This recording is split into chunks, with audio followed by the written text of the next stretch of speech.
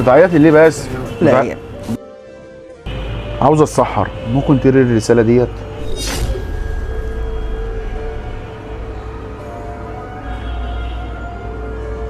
الرسالة دي جاية لك من مين؟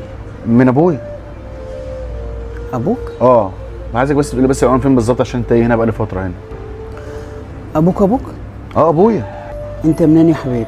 انا من المحله. محلة؟ اه. طب وإيه اللي جابك المنصورة؟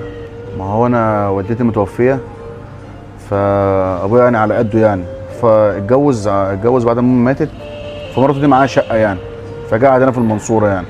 انا كنت جايب له هديه يعني، عايزك بس تقول لي ايه رايك كده الهديه دي لو هتعجبه ولا حاجه. انا فرحان قوي، ما شفتش ابويا بقالي يجي 3 شهور، فبقى رمضان بقى كل سنه وانت طيب، بقى عايزين نحس باللمه. طب ايه؟ معلش يا حبيبي، ايه؟